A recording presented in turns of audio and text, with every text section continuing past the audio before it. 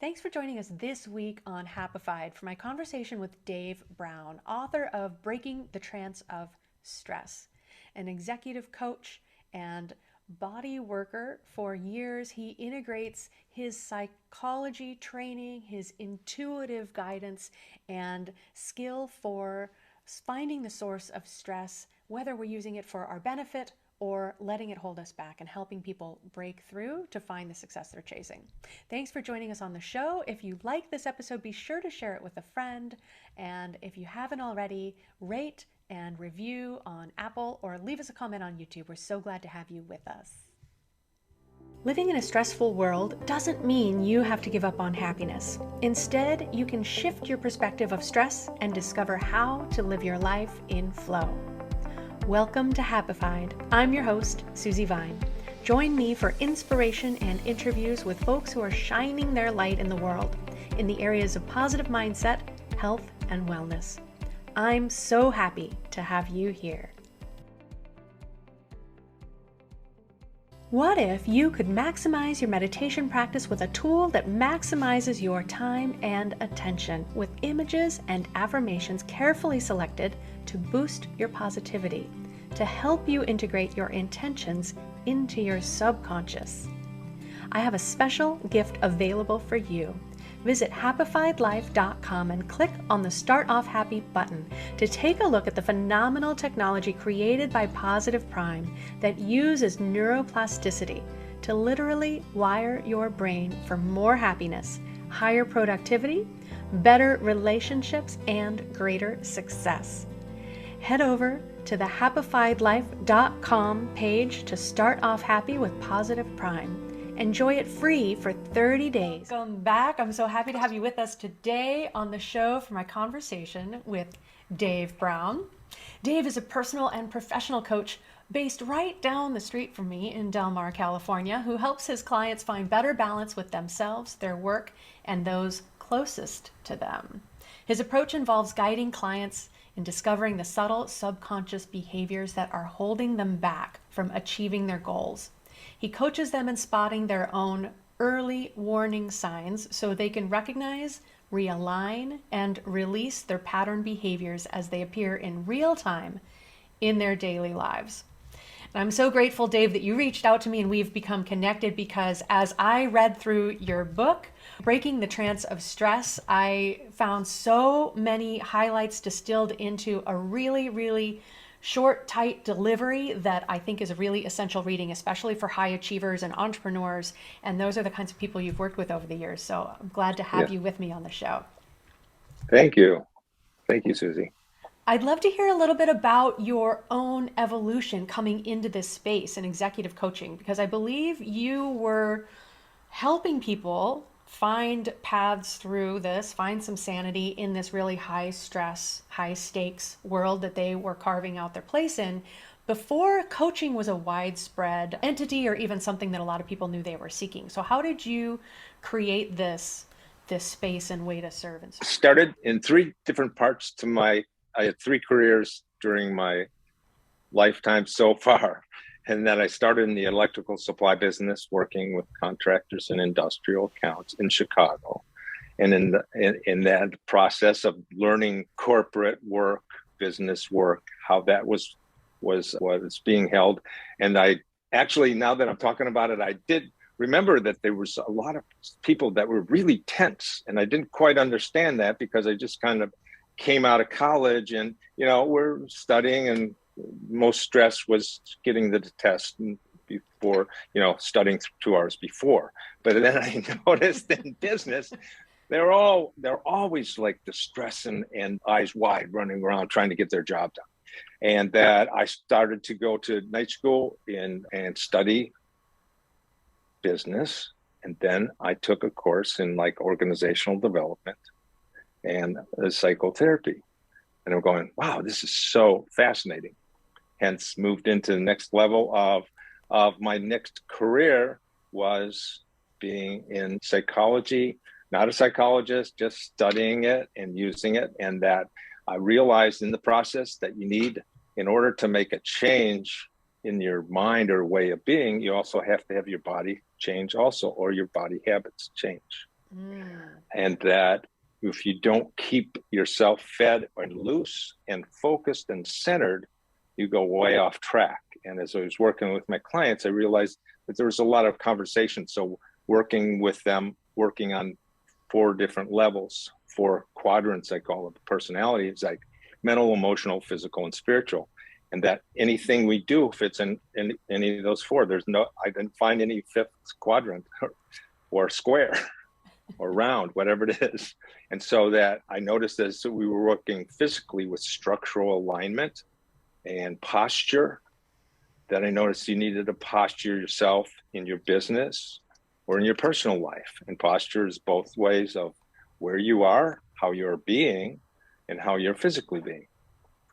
And then I evolved with going into total coaching, which I'm now about 15 years ago or more, and brought my knowledge of structural body work and alignment and being centered and focused in order to get the job done. And first of all, identifying if you're not feeling well or you're stressed, you're angry, that something is in there in one of the 4 quadrants: mental, emotional, physical, or spiritual.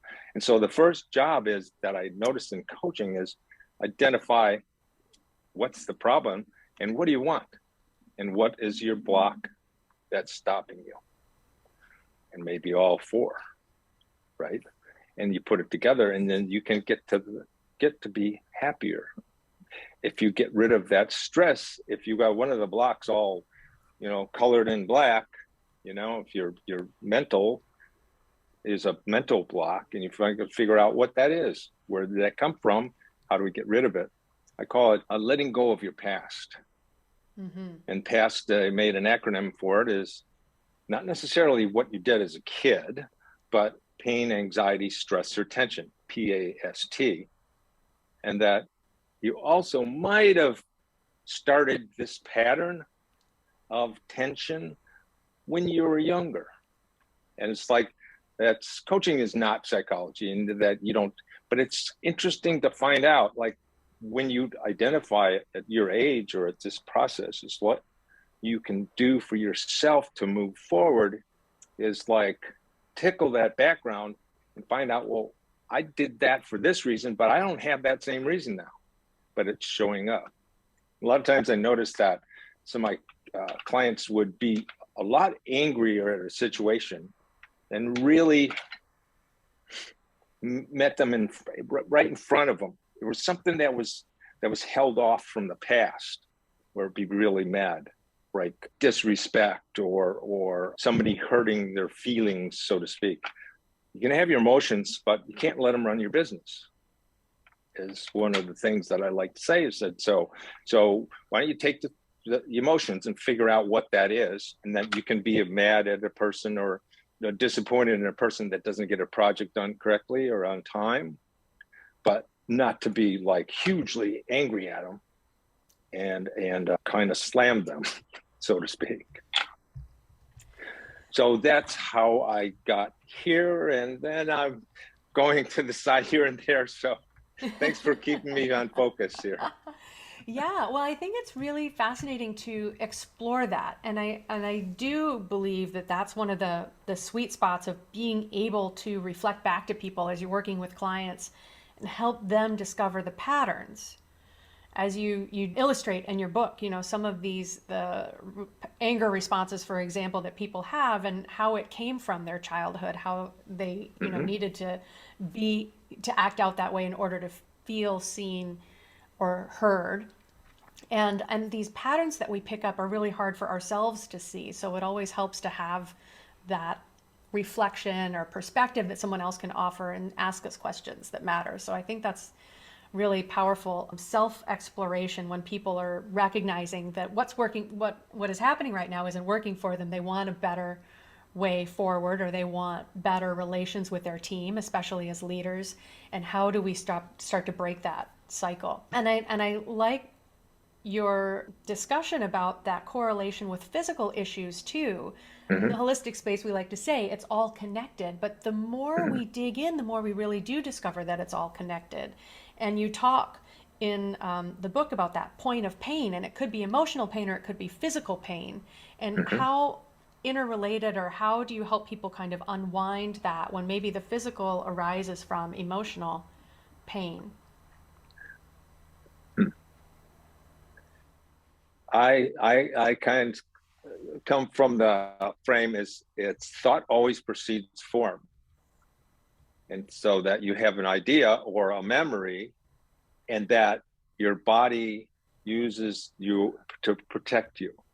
You know, if you're in danger, it's the fight or flight. It's the old brain, the limbic system, I believe it is like when you get attacked or perceived attack, or that you'll get scared, and right away is fight, flight, freeze. It's like, wow. It's like, what is that fear? It's false expectations appearing real. That's an old acronym. And then the one is after everything and run. It's like that's kind of a funnier one, but it's the same thing as like, and so to identify, it's like one of my clients or something came up and he says, I don't need anger management. I need people to stop pissing me off. I love that. Okay. Right. We'll I'm send fine. out that memo. I'm just waiting here to get right. I'm just here waiting to get mad. And it's kind of a setup, if you're set up or ready, that you're going to have an upset. So you kind of look at like, what is it that initiated that strong response to you?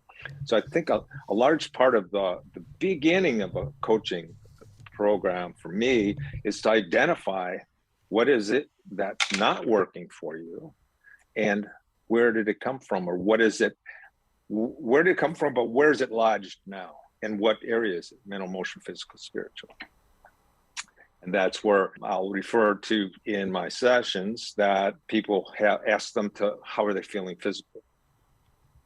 And it can do that even over the phone. I can actually, over the years, I actually can hear their body restrictions in their voice.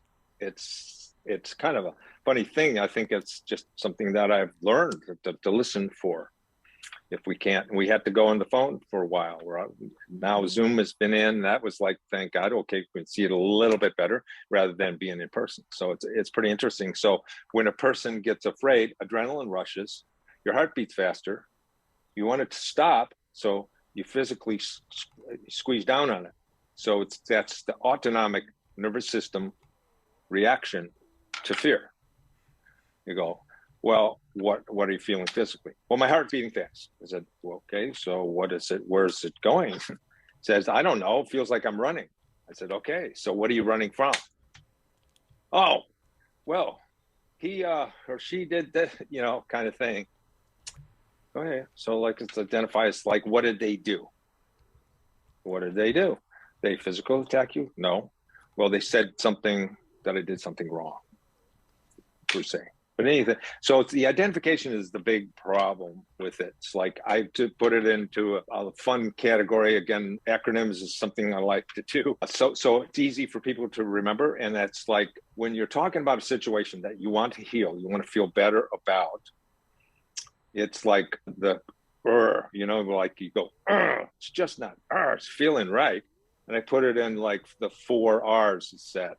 You recognize it's happening, you realize what it is, you release it, and then you realign to what your goal was to begin with. So that you can do that. And when you go, you can kind of dissect it or back it out and see where it began. And that way, once you acknowledge something, it has a good way of releasing. It's a lot easier. But if you can't identify, you don't know what it is, tell that guy to stop making you mad. So you don't feel like you're running. So it's recognize, right, realize, realign, and release. Right. Ha. I'm going to keep up on all the acronyms, but that's a tricky one since they're all the same letter, but I love it. That's exact. I think everybody can relate to I that just put it in like for the GRAR kind of thing. Yeah. Right? Yeah. The way that we feel when we can't speak our mind, and that can be hard at work. Some people just let it fly.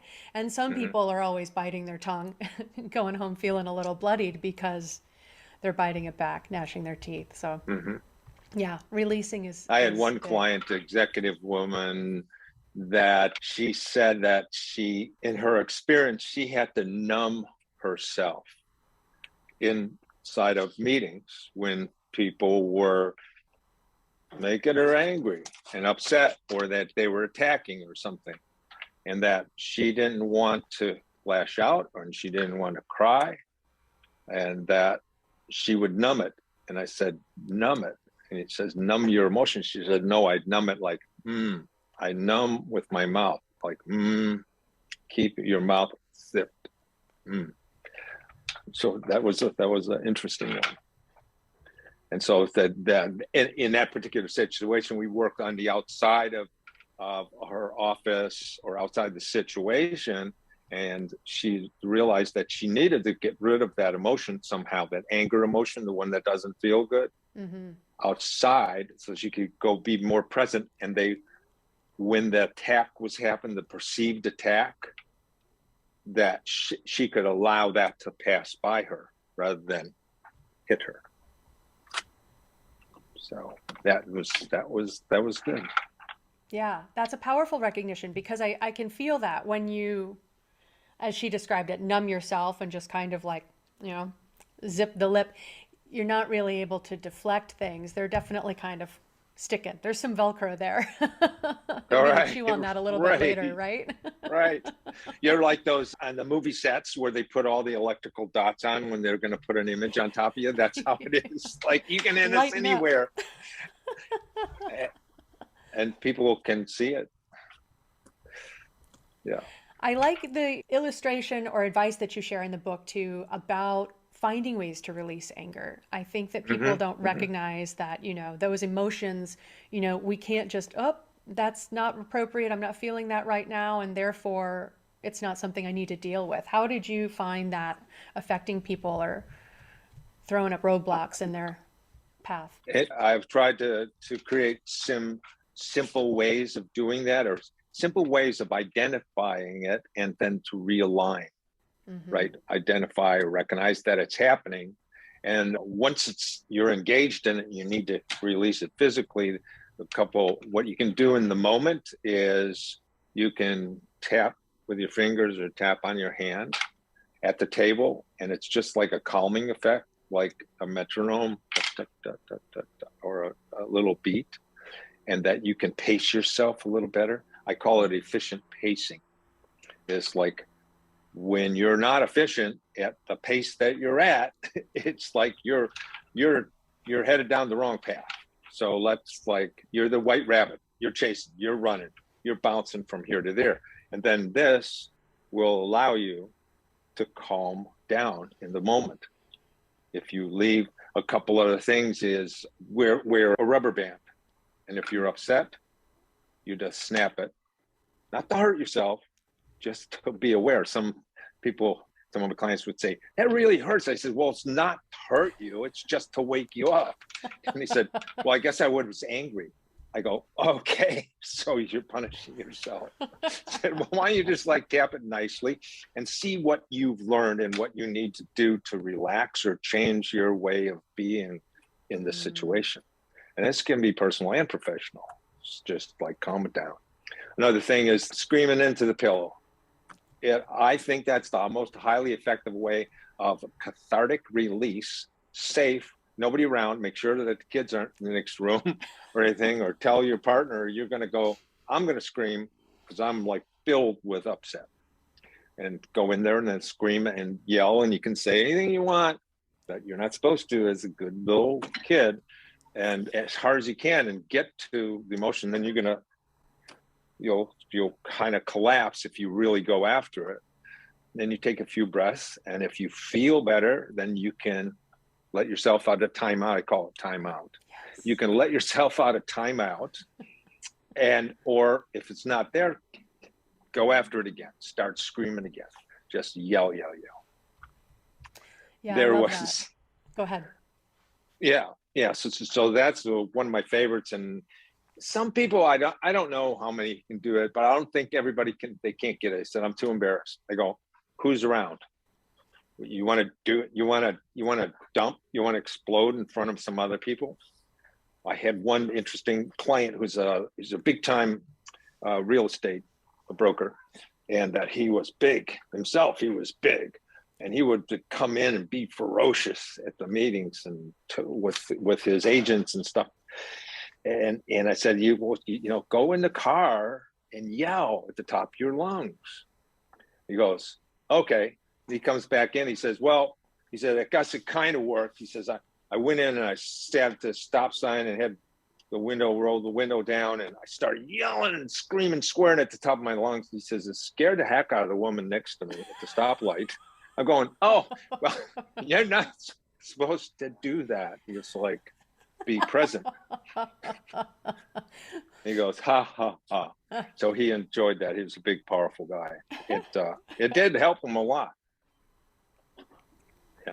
Yeah, I think giving ourselves permission to find that, to recognize how we can kind of let that steam off, but also the Right. power of presence in the moment. I really appreciate what you were talking about with the tapping to change our pace. I'm a big Right. fan of EFT tapping, but you know, it's a little conspicuous in a meeting to start tapping and working on those tapping points. But No, you just can do it in your lap. recognizing You can that, yeah, in you your can do it lap in your under the lap. table, Yeah, I your do it. fingertips together, I've done it. Fingertips tapping.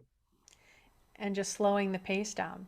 So Yeah, powerful. I've been trained in the EFT with, gosh, I forget his name now, the guy that created it. Gary Um, Craig, Gary Craig.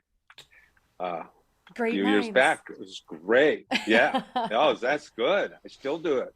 My Yeah, kids sometimes want to say, hey, can we do a tapping session? It's called the emotional freedom technique.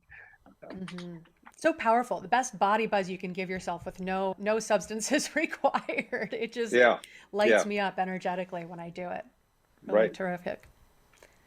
Yeah, so recognizing that we can cultivate these tools. Try it on. Not every tool works for every Yes. person, but if it's giving yourself a timeout, I love that too. And I think it's really empowering for younger generations to see that we adults can say, I'm going to take a timeout. And I'm going to come Yeah. back to this conversation in a few minutes when I can be present. Right. Right. Awesome tools to be teaching our kids. I kind of got that time out when my kids were young, and that I've been married. I have two sets of kids, and that my second kids, I was like a little more wise. I was a little bit older. I was understanding, and I said, putting kids on timeout, they go into the bedroom because they've done something and they're on it, you know, and just being talking back. You know, I always respect the kids being able to talk to me, but when they're being the smart aleck or whatever, I said, well, go take a time out. Go out of the room. You're not being respectful to us. And that I realized that you can't put them in there forever, because after 2 minutes, they're just looking around the room to see what they can play with.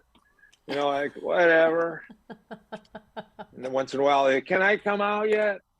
And so I noticed that I was what I could do for them, and then that I ask my clients is like, don't let yourself out of timeout until you're off it.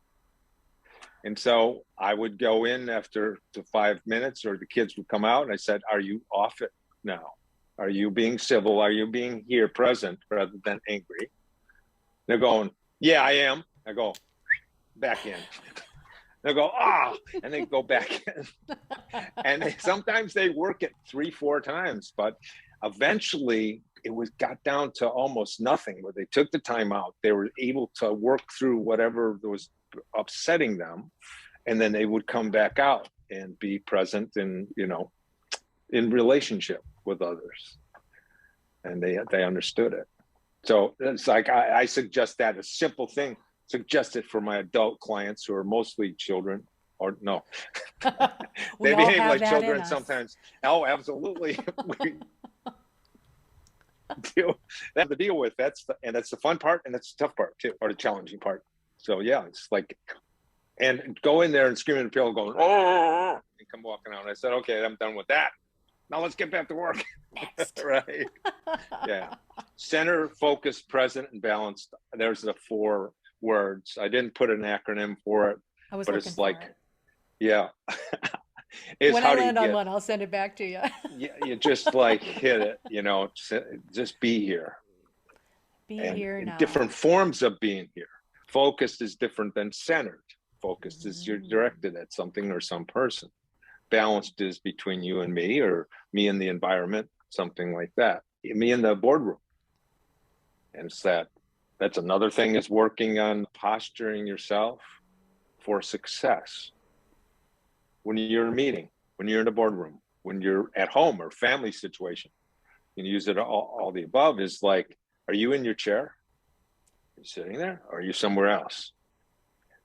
It's what your physical doing is, how do you posture yourself in a conversation, an executive conversation or leadership decision-making situation? Are you there? Or are you making up the next sentence as the person's talking to you?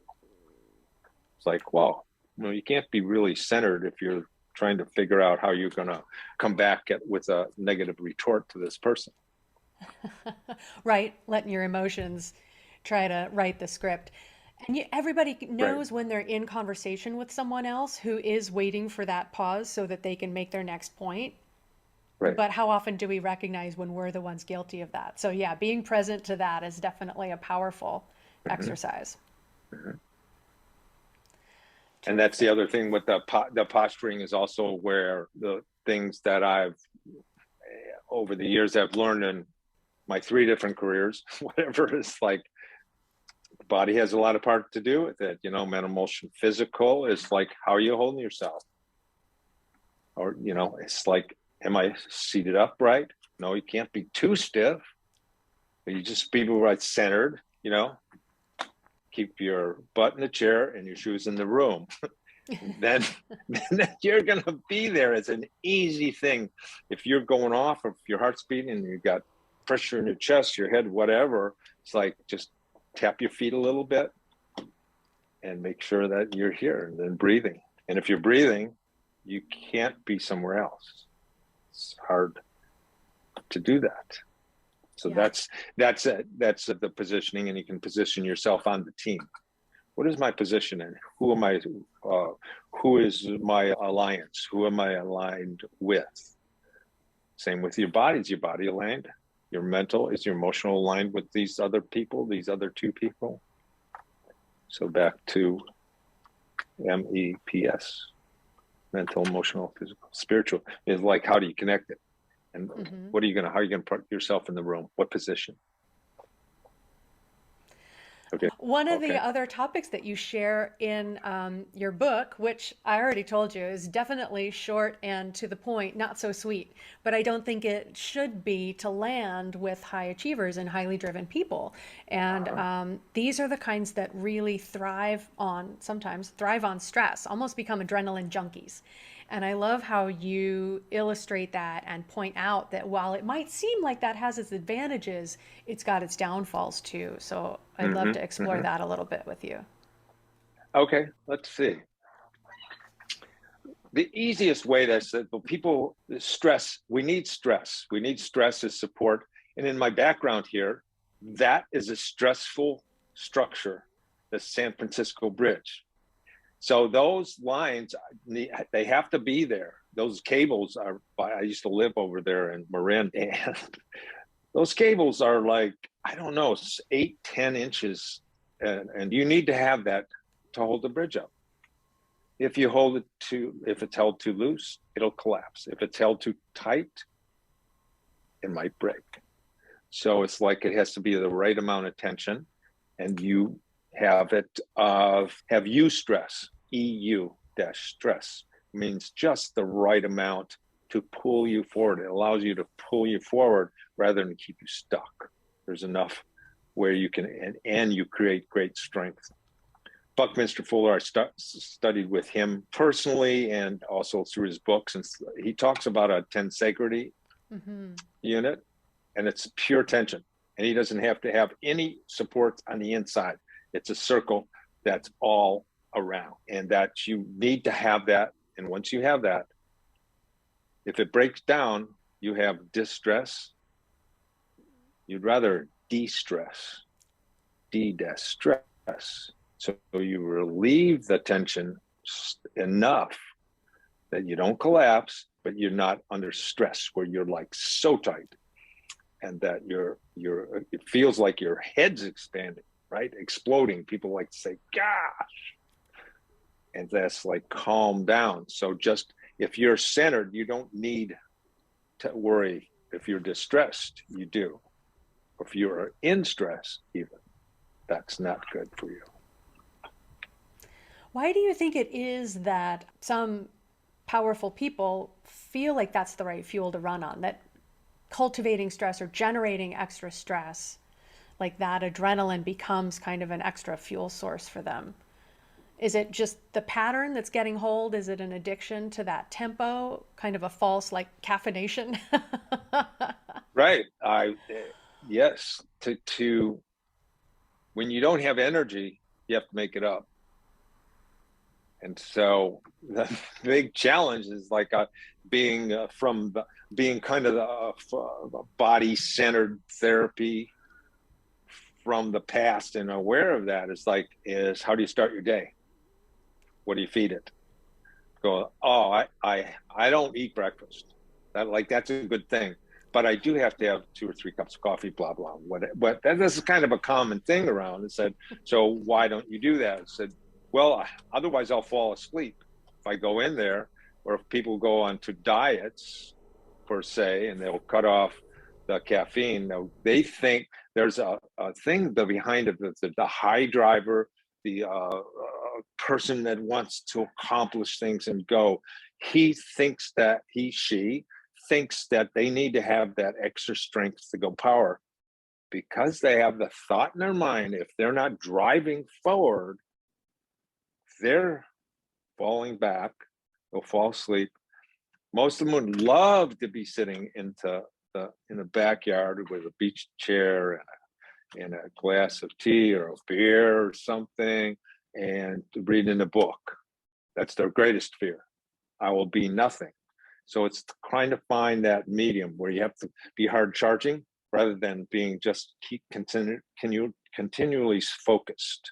Coming back to focus. If the term is like, if you go like this with your head, let's see if I can do this. And if you get ahead of yourself, guess what happens? You get ahead of yourself, and then your head weighs a lot of weight. And you know that, you being a Reiki master, about that structure and the way that you can posture yourself. So like, bring back, be inside, be centered, get ahead of yourself. Where are all the back problems from? Dropping out here, trying to hold a bowling ball up. So it's like getting aware of that. It's like, okay, don't go out here, come back here, sit in the chair. Come back to your center. Yeah. Right. Center, focus, present, balanced. Yeah. So that's a fun thing. I like to make it fun. I like to have fun. I know that you do. That's cool. And even your podcast, Happified. Yeah. Try to keep it like, light. Why can't we have fun? Right. It's like, make this easy. Well, you don't know how much tension we have on here, right?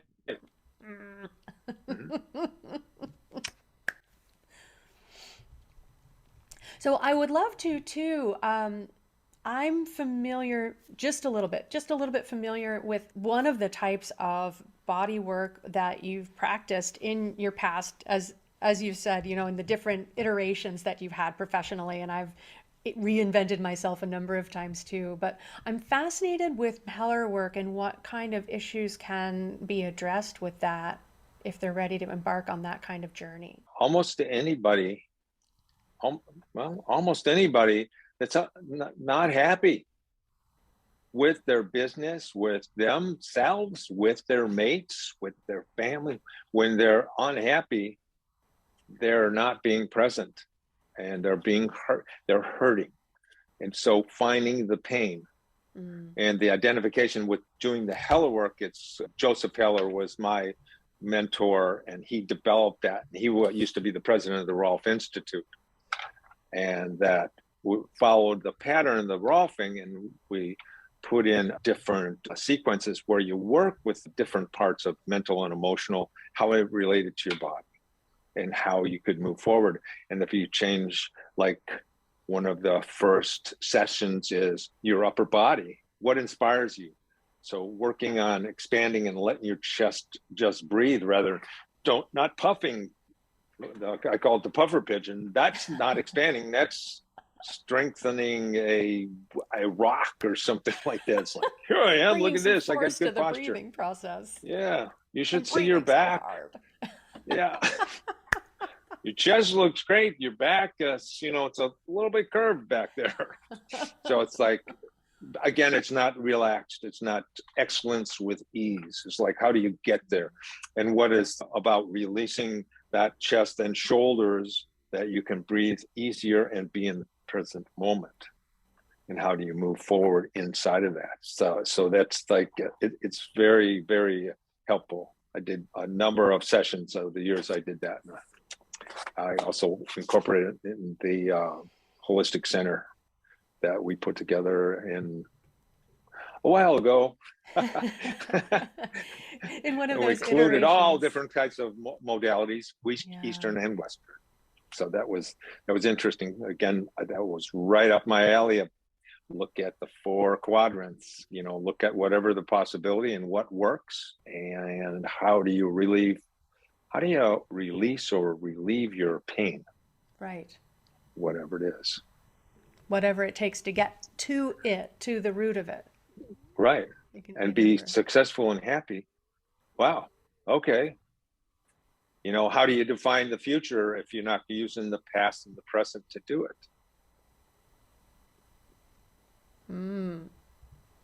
Think of the possibilities. And getting clarity on, as we said at the beginning, what's the problem, what's the source of the pain, but what do we want? What are we moving towards? Correct. So what the big question is, Bengay Steyer, the coach boy, he wrote the best coaching book. And Michael Bengay Steiner, do you know him? Mm-hmm. Anyway, he talks about the question is what? So, okay, cool. What do you want? What are you doing? Why are you doing it? Well, what are you going to do when you get there? What did you do when you used to be not there? So that easy question is that is, what's causing your pain? And sometimes when I've asked my clients that or something in the beginning when we're talking, so it's like, so where's your pain? What's your pain? I don't have any pain. Okay. Are you successful at your business? Absolutely. How are you feeling? I'm great. Oh, okay. Cool. And you feel good every day? Do you have any body? Oh, he says, my back's killing me. Sometimes I can't even stand up. I get so much distress at home. My husband or wife is just, I can't stand it. I don't want to go. Oh, okay. So you have no pain. Oh, so that's what you mean. Oh, that. Yeah. So what is it? What is your pain? Pain, anxiety, stress, or tension. So you can just start with pain and you can work down from there. So it's interesting that you can do that. And it's like, I think I like what I've done forever is I love to solve problems. Since I was a kid, I think I was helping my mom be happy or something. I was trying to see how to make her happy. I didn't remember when she was upset or getting fight with my dad or something, that I would try to see what I could do for her. She said, oh, you're such a good boy. You're going to take care of me when I'm old, right? And I go, wow. And so I was in a psychology course class at Northwestern one time, and I just opened my eyes and I realized that she made me have agreement that I was going to take care of her forever. I'm going, I'm not going to take care of you. I'll make sure you're healthy and things like that, but you have to take care of yourself with your mental health. That's what I mean. And I told her that. She didn't exactly like it. She goes, well, who's going to take care of me then? I'm going, hold on, let's talk. I'll talk with you, but you have to be agreement that you'll take care of yourself. and you'll do what it takes. And that was interesting. It was interesting. We got to perform a all adult life really nice. We got to be more friends. Right. She didn't get to mother me, and I didn't get to be her father or her husband or somebody taking care of her. She was going to do it, and did a good job. She did a good job. Well, and those So are the interesting. kinds of It's my, agreements to. yeah. It's like, I just really, yeah, thank you. That's made this agreement with her. I'm going, no, I'm not going to do that. We're gonna clean this up right now. I don't need to carry that. We don't need any expectations there. Let's just. Mm-hmm. Yeah, yeah. Really being present to those things Mm-hmm. that we pick up along the way and those things that weigh us down. So actually, to help her, I helped her with it. It was not that I was not looking in that direction. I was just going, wait, this doesn't feel right. What is this agreement that we made? And that after when my dad passed away, everybody thought, oh my God, she can't do anything with me. She's always telling him to do this and that, and I got to do this. She got to be real clean and take care of herself and be present and have fun with herself rather than being relying on the dad and making him. So she lived a long time after him, and quite satisfactorily. She missed him and all that, but she took it over. She grew up. It was like growing up. It's like, wow, And okay, reveled in good that going, Mom. confidence. Like, look at, I can take care of myself. She loved it. She It's loved it. generational She had stuff. no confidence from her childhood. She couldn't even drive a car because she was so nervous about it. So anyway, so that's the long story short. It's like she got to identify where she was looking to everybody else to help take care of her, and that she wasn't a good person and she needed help. I'm helpless, kind of thing. I didn't even know that I was doing this kind of thing as I was doing it. And then looking at it, and I got to the point of going, oh, okay, cool. So it worked. It was good. And so where people help them identify where their pain is, where they're thinking they're helpless or hopeful, let's go from there. Helpless to hopeful. Cool. Let's go. Yeah. Let's consider the possibilities. Yeah. Please share with folks how they can connect with you, where they can find your fantastic book. It's not even 30 pages. It's the best short read you can do for yourself. I love the book. And Thank you. how they can connect with you and reap the rewards for your support. Look up it's on Amazon, and you can get it Kindle or you can get paperback. And it's a fun size book. It's 8.5 by 11. So the illustrations are big and loud. Some people have used it as a coloring book as they're reading. And especially on the stress page, I love that's that. the illustrations that I've done is like, oh, you can just and what they're doing with coloring books now in corporations and companies for stress on break time, they have piles of coloring books around. People like doing that. So what you're doing is you're paying attention. You're doing a mental, emotional, physical connection by doing coloring books, and you're not worrying about the stat sheet or the strategic alliances that need to be done. And you're like this, you're coloring a little rabbit or something. So anyway, that's how you can get Breaking the Trance of Stress at Amazon. And you can buy it, or you can do Kindle. I think it's free on Kindle. How did I get that deal? Oh, I'm going to check There that we go. out. Everybody run before they fix their reins. It's like, cool. Terrific. Excellent. And interesting, what we were talking about before is I've written forever during my career, my professional careers, let's put them that way. And I've got 2 or 3 200-page books in me, and I've tried to do it. And the fun thing was my daughter, so a copywriter, lives in Gothenburg, Sweden right now. I said, hey, I want to finish this book. She said, Dad, you have to cut this down. Let's get real succinct with it. I'm going, okay. And we got to do it. So it was great. And it was fun. And she's a super, super person. And I got to put it out. And Amazon said, sure, we'll do it. I'm going, really? It's just that easy. Pays to ask. Yeah. It's well worth it. I hope everybody will check it out. We'll have the links in the show notes. So if you're catching it on the website, on YouTube, we'll make sure you can access all the goods here and connect with Dave and stay plugged in to what he's creating in the future books. Thank you. Real great being with you, Susie. Thank you. Thank you. I really appreciate your time. Happy to be connected and appreciate your insights. Have a terrific day. Thanks. Bye. Thanks for joining us today. To learn more about living life with less stress and more flow, visit happifiedlife.com. Subscribe on your favorite player to catch the next episode as soon as it's out. Sharing really is caring, so please rate and review the show while you're there. And if you know someone else who would love it, please pass it along. Until next time, my friends, keep on shining.